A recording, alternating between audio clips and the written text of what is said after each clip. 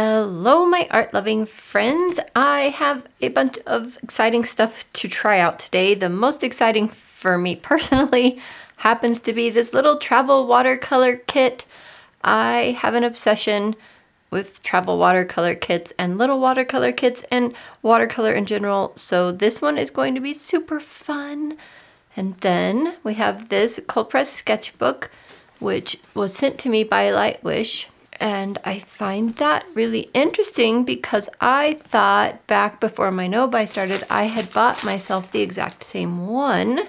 I don't know. This was actually probably last year at Christmas. I don't even remember. I was considering it for my Advent gift box. It did not end up being part of it, but that's all a secret.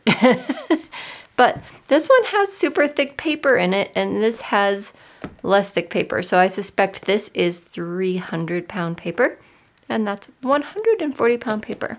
The brush set here is very interesting because it's brushes that I don't use all that often. They're just those super long, more like Chinese ink brushes. But there's such a huge variety of sizes that I thought we could have a lot of fun with these. So they come with the plastic cover, as you just saw, but they are all stiff as a board. So they'll all need to be run under some hot water before we can use them. And we'll see what we can create with this varied selection of 8 brushes. Look how big this one is. It's huge. We may have to get bigger paper out for this one. All right, let's take a look at this first. This adorable thing did come wrapped in plastic, but I took that off already. And you can see it has this cardboard case around it. It's a zipper case. It's firm but flexible, if you know what I mean. It is not a waterproof zipper case, but it doesn't really need to be.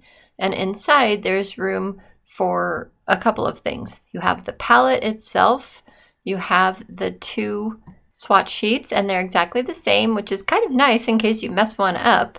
And then the paint comes separately in this pink little case. I guess it's pink with a clear lid. So you get 12 colors, and you can either put them in the palette or not. And I'll talk a little bit more about this later, but it is quite a lovely selection of colors actually. So this one here does come wrapped in plastic, so it is nice and scratch free when you get it. Although it's a pretty soft plastic, I don't think it's going to scratch all that easily. And it has a water dish associated with it. That's what's in my left, well, was in my left hand very briefly for a second there. And it just pops open like that. And the side flaps and the top are plastic, but they're that really nice hard plastic. And it almost acts like metal or ceramic. So it's really nice because your colors don't beat up so much on it. And the water dish will hang off the lid or the bottom part, but you have to be holding it off the ground in order to use it that way, just because it does stick down past the palette itself. So if your palette is clipped to your sketchbook, then you have a place for the water that hangs off and it works really nicely. Otherwise, I wouldn't use the water dish connected to it, just keep it separately. And then look at that. I just messed up all of the paint that was in the little pink case because I popped it open a little too fast. And they are not labeled. So the first time you open them, please be really careful. Open them slowly, carefully, and on the table, and label them really quickly before before you make the mess that I did. Luckily, I have enough experience with watercolors and the color names and stuff that I understand what the colors were, and it's not too big of a deal.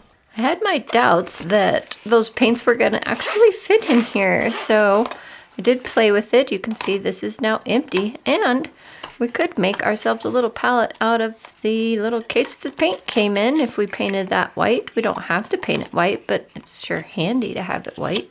So we'll put that aside in our empty palette bin. Once the paints are all in here, you just have to rotate the orientation of how they came in this pink box. I say pink because it's pink on that side.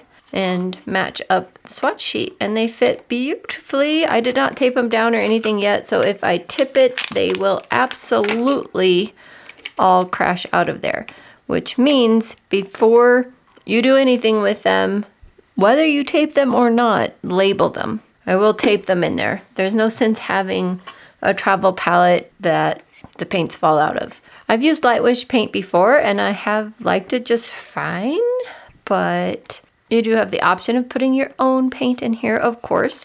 And then if you look at this, one of these hinges is slightly lower than the other one. You see how this one sticks up just the tiniest bit more?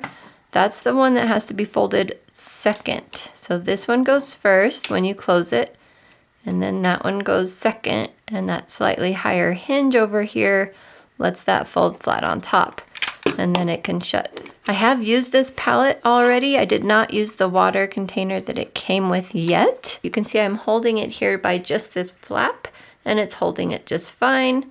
I can hold it by this flap and hold it just fine. So what I often do with these travel palettes is I take my sketchbook and the page that I'm using, or if I'm using this first page, for example, and just take your clip. And it doesn't have to be a clip this big. It just happened to be the size that I grabbed. And that way you can hold this in your hand, have this hand free, this hand holding the sketchbook, and the palette is holding itself. You can also put this palette, if you only need these two mixing spaces closer to the working space you're working on, by putting it underneath this side. You get the idea. You can put it however you want and wherever it fits best for you. And it's all on the same side, or you can be working on an open page spread like this. And it is very sturdy, except I don't have the paints taped in yet, so I'm not gonna shake this too much. And so here I've used the flat place to clip it, but you can obviously use this one and clip it. It's whatever arrangement you want. Okay. Now this is a very big clip that I've used, but let me show you a smaller clip. I'm really liking these flat style clips because they pinch the paper just slightly less and they're very strong. So one of those works just fine. That's the bigger one. I have this smaller one. You can see the size comparison here. The smaller ones are also nice and strong. No issues holding it. And you don't have to clip it. You can just lay it on a flat surface. But if you clip it, then you can hang the water. Let's use the small clip for comparison. And I don't know, let's say we could put the water here. So if you're holding it up in the air, having the water there will work great. And you can put it there or there.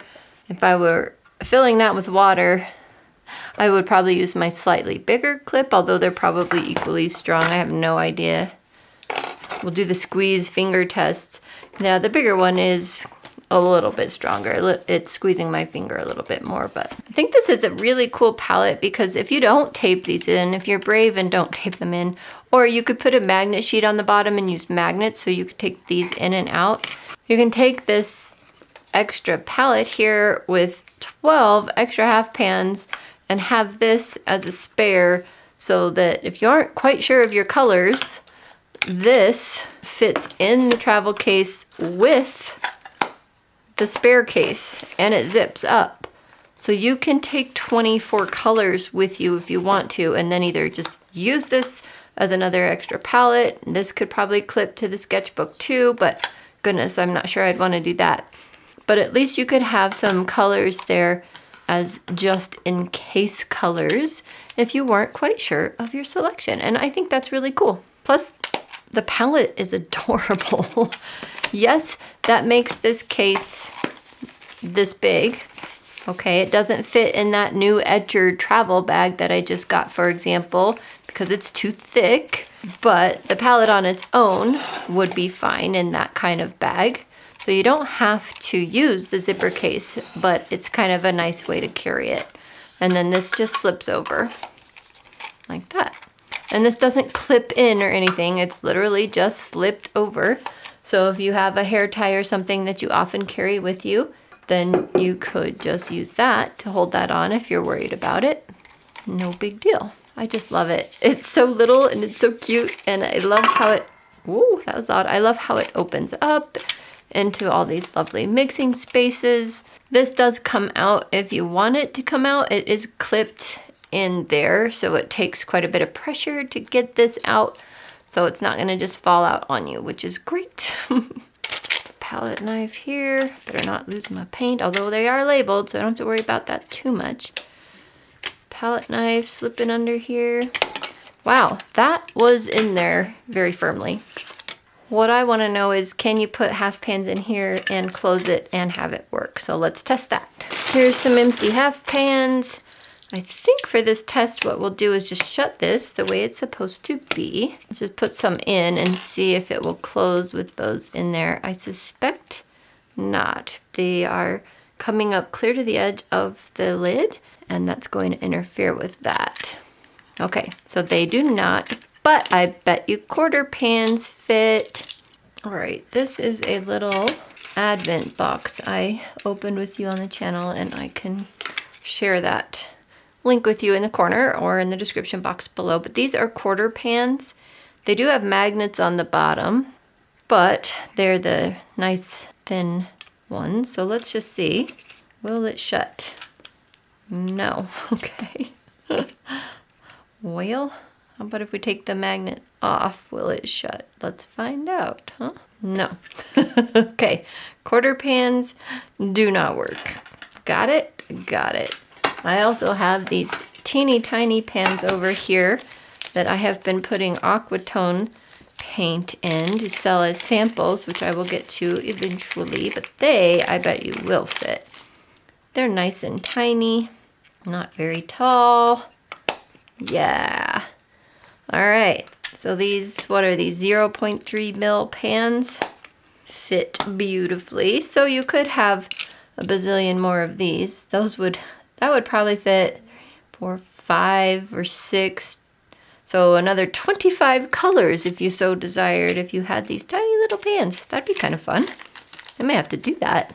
My brain is turning. All right, well, that was a lovely distraction for a second, but we figured that out. Okay, I was doing some research, and I was wrong. They sent both of these to me. That is the 600 GSM. This is the 300 GSM, or 640 and 300. I can't remember, but super thick, lovely cardboard-like watercolor paper and normal watercolor paper. This is the one that I bought for consideration for my project. I never tried it. Anyway, can you tell that they have some beautiful, amazing sketchbooks that I have no idea how to put this back on there now? Beautiful. Like, wouldn't this be a joy to carry around any of these, especially with this cardboard-like paper? Ooh, delightful. So, I also remembered while I was messing around with all of that, they sent me this because I asked for it, because I saw it and I'm like, I have to try this. So this is their landscape coloring book here. It comes with 15 different scenes. So some really complex ones in the back and some more easygoing ones, in my opinion, in the front, which is great. I did try some colors out on the back of the paper, and this is page 2. It came bound with this around the whole edge to keep it safe, and then I've already pulled this out. I brought this to class with me. That's why I forgot about it, because I was going to paint this in class with the little travel kit and decided that I was working on a different project instead. So I got this one all ready to paint, so we can do that today too, as well as test out this sketchbook. Now that we're 100 minutes into this video, let's do that. Thanks for sticking around. I did wash all of the sizing out of these brushes. You can see they go from a round 6 to a round 1, and then the 2 brown ones on the end are considered liners. One slightly larger, one slightly smaller, and they're just beautiful. The instructions do say that they will shed the first couple of times that you use them, and then the shedding stops. So you do need to be prepared for that with these. And they are natural hair, so they are not vegan brushes, so be aware of that as well. We're going to start out with the coloring book using these brushes, even though they're technically probably meant for bigger paper. I wanted to see if I could get away with using them. And you can see I can get around in really small areas. This is the size 1 round, and it's still quite large, holds a lot of water and a lot of paint, and it just works well. I liked these brushes way better than I expected. We'll talk a little bit more about that later. As far as this watercolor coloring book, This is the landscape version. I think there is another version maybe with flowers. This one is 100% cotton, acid-free. It's hot press paper. Although it is a little bit more textured than some hot press papers that I've used, it is still pretty smooth. It's nice. It's very nice. 300 GSM, and it's 8.3 inches by 5.6 inches, or 210 millimeters by 143 millimeters. I have used a lot of paper between teaching and playing and my YouTube channel. I just have used a lot of paper. So the fact that this paper just seemed very nice to me was a big bonus.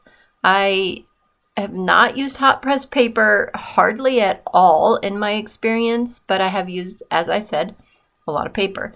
This one is just nice. I was able to blend. I didn't have uneven drying areas. I was able to erase color when I needed to erase color, so lift, in other words. Layering was great. It was all a very enjoyable experience, and the tape came up nicely, and I did not test masking fluid on it. That's the only thing I did not test, but I have a feeling based on the way the paper felt and the way it dealt with the tape that masking fluid probably would be just fine as well. So if you want a coloring page that you don't have to draw and you don't have to come up with the idea, I think this is a really fun choice. I'm actually excited to do some more paintings in here. And I did keep this one pretty basic, pretty simple. Right there you can see I'm lifting. That worked beautifully. Anyway, kept things pretty basic with this painting, but I still have a lot of color variation, some layering, the sky, and doing that entire area without getting hard edges. That was super nice because that doesn't always happen, as you know, if you've tried painting a sky. And then getting these clouds back in here and softening some edges worked really well also. So I think this is a good choice. I think it's a good choice for experienced watercolor artists who maybe are just kind of tired of doing their own thing. And it's good for anyone just starting out with watercolor to play with. So I'm using the Micron fine liner there for outlining the deer and signing my name, and that also worked really well. Here I'm peeling the tape off. It was a little tricky because I had it on that plastic of the canvas, but that's okay. It still came off, left a beautiful border, and that was a very fun experience. One thing I might try later is covering up some of the black lines with acrylic marker, but for now, we should try this 140-pound sketchbook. So I just tucked the little flap that keeps this closed back behind my palette. And I'm using a picture that I took while I was on my Canada trip. This is actually from Glacier National Park, and just using it for inspiration. I'm not trying to copy the picture exactly just because I'm not interested in all of the elements of the picture, but just using it for an idea, a place to start, a jumping off point, in other words. And at this point, I am pretty happy with both the paper, the brushes, and the paint. One thing I had to be really careful about with the paint though is once water sat on it for a moment, it was very activated, just like Roman Schmal, M. Graham, oh my goodness, probably any paint you let water sit on for a while. So be aware of that. It gets very strong very quickly, which I think is good. One thing I can't quite tell is about the transparency of the paint, and I also want to do light fast testing. Just out of curiosity's sake, if you're working in sketchbooks, of course that doesn't really matter. And just for fun, it doesn't matter, of course. But I want to know these things, and that is why I test for those things. And it takes some time, but it's worth it in the end. So the colors in this set are great. I never found myself wanting for any color. I wanted a Payne's Gray color at one point. I just simply mixed the Prussian blue and I think that was the black, or the ultramarine blue and the black. You can also mix the burnt sienna and the blues, and it makes a beautiful gray. I did both of those mixes, or all of those mixes I should say, and I was happy with all of them. And here you can see I'm lifting it up so that glare is not going on the green, and you can see what this actually looks like without the glare of the wet paint. And I think it turned out quite nicely as far as the paint and paper is considered. I did decide to get out an acrylic paint marker in white because I didn't bother leaving any reflections on the water, and that worked pretty nicely. for just giving me a little bit of glow here on the water. A little reflection, I guess I should say. And these are the Artex Sim Tap markers, which I'll be reviewing on the channel a little bit later. Thinking it's been about 20 minutes. So this was not taped down, as you know. And this is what it looks like. A little bit of warping there. Quite a bit up top, but that's because it's loose over here. A little bit at the bottom. Did not affect the painting. And I'm sure after being shut for a while, just like every other sketchbook, it will probably straighten out. Or if I paint on the back, get that all wet, that'll help it straighten out as well. So I'm pretty happy with that for 140 pound paper. That seems pretty okay. I used a lot of water, especially in these areas here that are probably the most bubbled up. Now let's try the double thickness one. I'm excited for this. This is 300 pound. That was 140 pound. Oh, this paper is delightful. Look how thick this is. It's so thick. I'm kind of thinking we should do the exact same painting just so we have a direct comparison, but it almost seems like a waste to do the exact same painting. Here we have the flap again. Luckily the palette can hold that down. Maybe we should do the exact same painting because, like I said, comparison reasons. I'd say at this point in my watercolor career, watercolor life, there is such a good reason to do practice painting first before you do some more serious painting work. And I have been doing that a lot lately, and it just works. Not only that, working on a higher quality paper makes the entire experience more enjoyable. I've fully enjoyed the 140 pound paper. The experience, though, on this 300 pound paper was exquisite. We'll just leave it at that. Exquisite. And having the experience, like I already mentioned, of painting the painting to the left already, just made me realize things I did and did not want in this painting, or how I might want to change the water or the land or this and that. And that always helps as well. And you can see how strong that paint is. Whew. Yeah, it gets strong fast, so be careful. Just with any paint, be careful how much you're using. That's super fun doing the swirls on the water. And I got out the acrylic marker again for this to make those highlights. That was great. And it was still a little wet in the middle, which was neat because that acrylic marker kind of blended in back there. Probably only been 10 minutes this time, but this feels pretty dry. This paper is amazing. It is amazing. It was such a joy to work on. So let's look at the thickness difference between these two. Obviously, the one on the right is, I was going to say twice as thick, but if you actually look at it, it's more than twice as thick. 300 GSM paper and 600 or 640 GSM paper.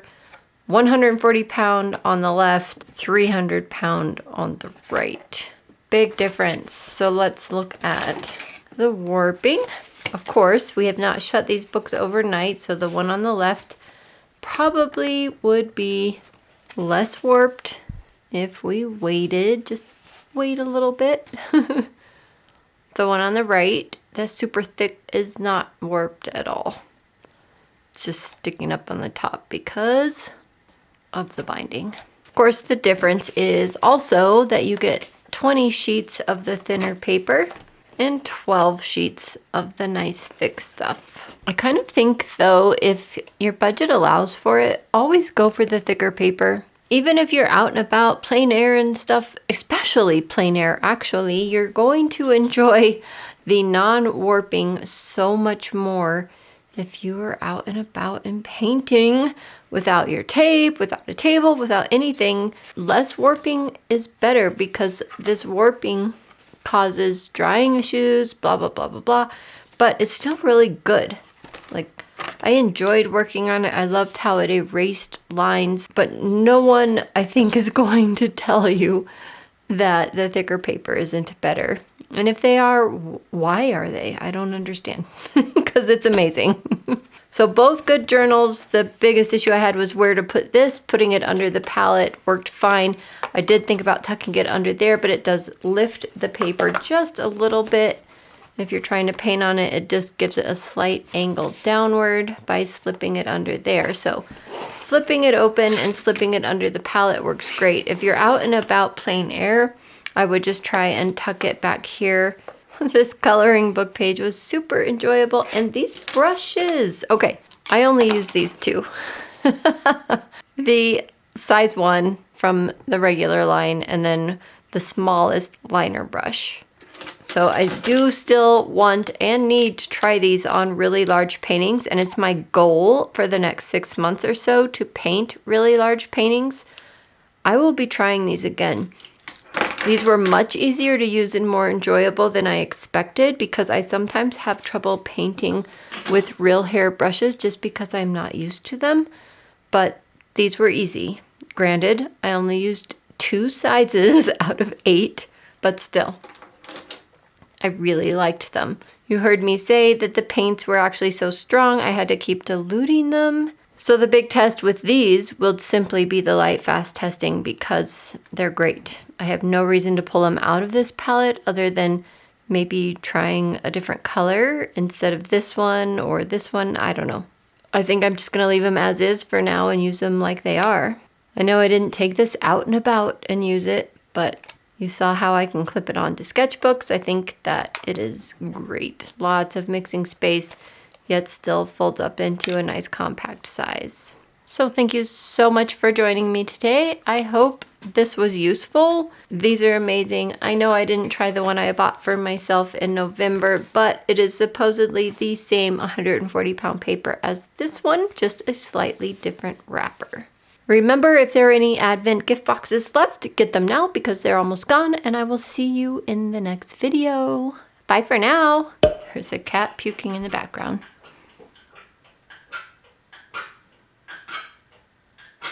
You done? You done, Liv? She's not sure she's done puking. They have dark little roots. That's probably how they turn dark. Become blue healers. His eyes are open? What? Really? Yeah.